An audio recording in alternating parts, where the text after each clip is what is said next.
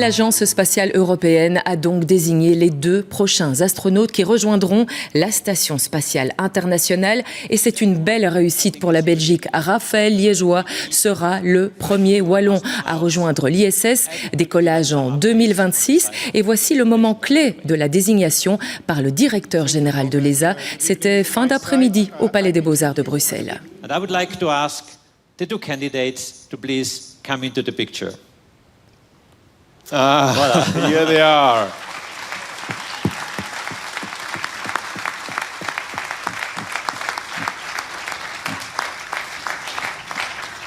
So you see Sophie Adenau is astronaut from France, and you see Raphaël Liégeois is astronaut from Belgium. Et oui, voilà donc les 2 astronautes sur le départ, les 2 désignés de la dernière promotion de l'ESA. La cérémonie vient de se terminer au Musée Royal des Beaux-Arts où nous rejoignons Aline Delvoye. Alors bonsoir Aline, on vient de voir Raphaël Liégeois par écran interposé. Il n'est pas à Bruxelles et pour cause, il est à l'entraînement à Houston.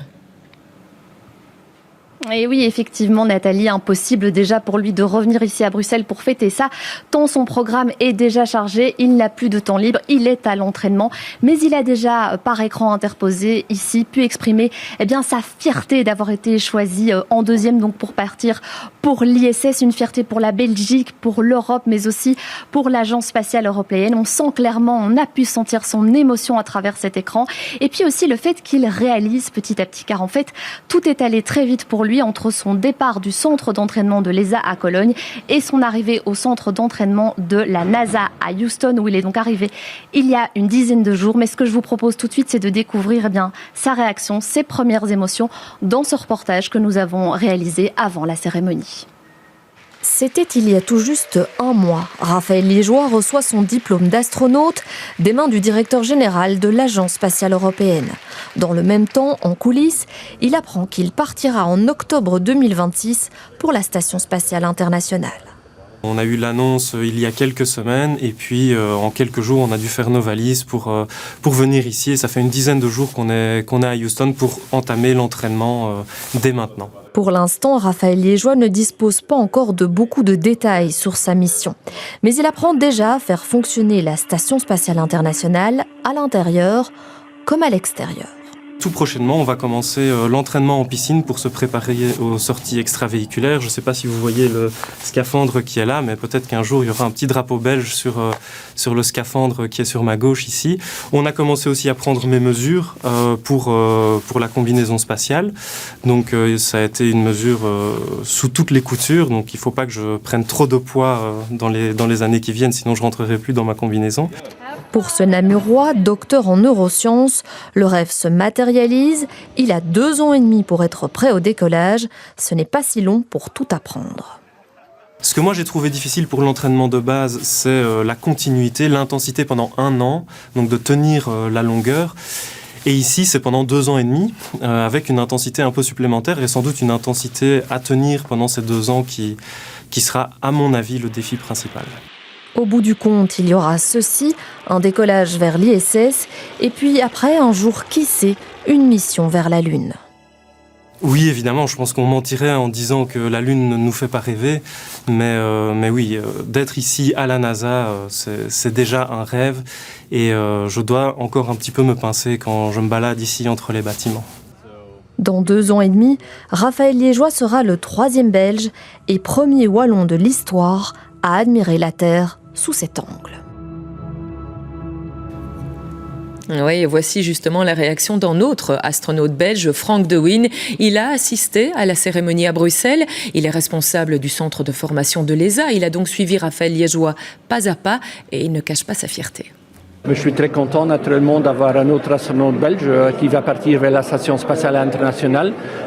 C'est quand même un témoin aussi pour toutes les capacités que la Belgique a au niveau de l'espace industriel, capacité industrielle, capacité scientifique et les contributions que la Belgique fait naturellement dans l'ESA. Et cette consécration, si elle est évidemment liée au talent de Raphaël Liégeois, on la doit aussi aux efforts déployés par la Belgique elle-même. Entre soutien financier et diplomatique, notre pays a joué tous ses atouts dans le domaine spatial. Laurent Van de Berg. Son visage a été révélé en novembre 2022.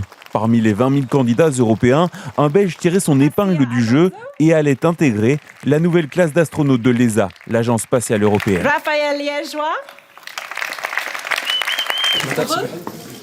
Super heureux, évidemment, oui. Un candidat brillant, suivi de près par la Belgique, prêt à mettre toutes les chances de son côté pour envoyer un compatriote dans l'espace. Il y a différents leviers diplomatiques. On a été jusqu'à oublier des notes sur le bureau du directeur de l'Agence spatiale européenne pour le convaincre de la légitimité de la Belgique pour avoir un astronaute et que cet astronaute vole tôt. Le roi aussi joue un rôle diplomatique non négligeable dans une relation très proche et un intérêt très vif pour le sujet spatial. Un soutien diplomatique, un soutien financier également, car depuis plusieurs années déjà, les budgets alloués à l'ESA ont été revus à la hausse pour atteindre 325 millions d'euros par an.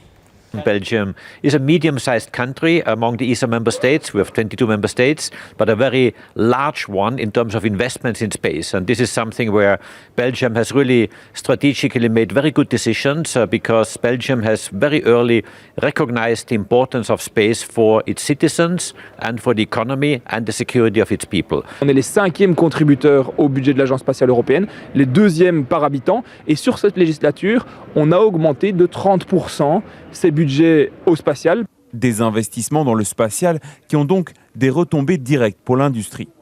Chaque dollar, chaque euro investi dans la conquête de l'espace en rapporte 5 sur Terre. Ce qui veut dire que c'est une économie, bien entendu, et ça permet de garder chez nous les cerveaux, la matière grise nécessaire pour le développement de notre société. Mais également des retombées indirectes pour promouvoir des carrières scientifiques. Le Français Thomas Pesquet a créé un élan vers ces matières. Raphaël Liégeois est déjà une source d'inspiration.